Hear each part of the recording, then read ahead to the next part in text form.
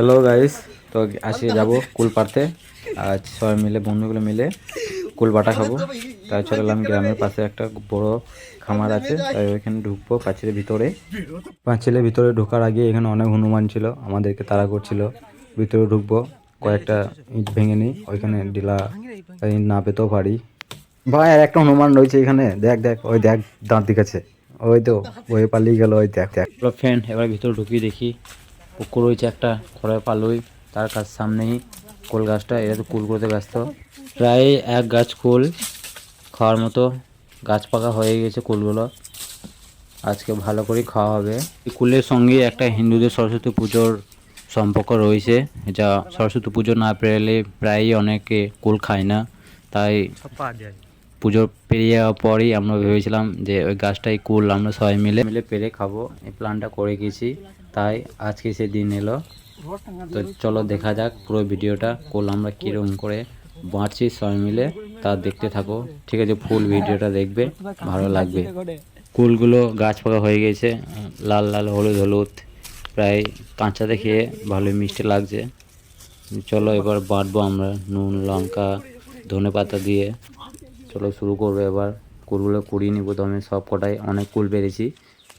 এরা তো কুল কুড়তে কুড়তে কখন পাচ্ছিলে চলে এসে, আমি তো দেখি না। এদিকে কুকুরটা আমাদেরকে তাড়া করে আসছে, উঠতে না পারলে কামড়ে ধরবে। এই কুকুরটা খামারের ভিতরে ছাড়া থাকে, অনেক ডেঞ্জার কুকুর, অনেক খতরনাক, অনেক লোককে কামড়িয়েছে ভিতরে কুল করতে গিয়ে।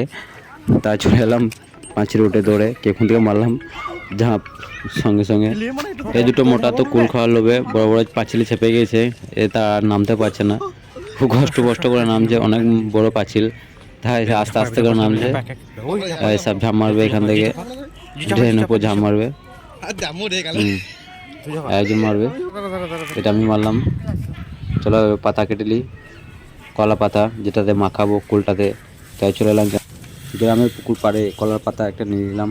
আর এখানে পাড়াতে কিছু অনেক লোক সবজি লাগাইছে, ওইখান থেকে কিছু ধনে পাতা তুলে নিলাম। শব্দ হয়ে গেল, এবার বাড়ি থেকে কাঁচা লঙ্কা নুন আর লঙ্কা গুঁড়ো নিয়ে নেবো। এখানে কুলগুলো ভালো করে কচালে ধুয়ে নিই, এই ধনে পাতাগুলো তুললাম, সেগুলো ধুয়ে নিই ভালো করে, অনেক বালি ফালি থাকবে। আর এখানে পানির জলে ধুয়ে নিলাম খুব সুন্দরভাবে। এবার আমাদের সব রেডি, এবার শুরু হবে আমাদের। কুলগুলো পেস্ট করে এবার নুন লঙ্কা সরষের তেল এবং লঙ্কা গুঁড়ো দিয়ে পেস্ট করে মাখিয়ে ভালো করে কলা পাতাতে, তারপর টেস্ট করা হবে কেমন লাগছে। আর আগে ভিডিওটা দেখতে থাকো। এখানে কুলগুলো পেস্ট করা হলো এবং কলা পাতাতে নামানো হলো মাখানোর জন্য। এবারে পেস্ট করা হবে ধনে পাতাগুলো, ধনে পাতা এবং লঙ্কা একসাথে পেস্ট করব। লঙ্কা অল্প স্বল্প দিয়েছি, অনেকে ঝাল খায় না খুবই। তারপরে তো লঙ্কা গুঁড়ো আছে অনেক, পেস্ট করার পর তারপর মাখানো হবে।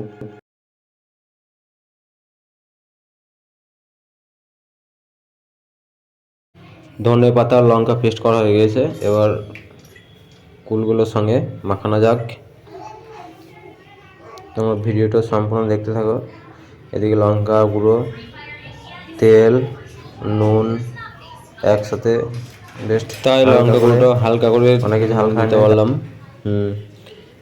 প্রায় হালকা দিল, ঠিক আছে। এবার পেস্ট করি ভালো করে।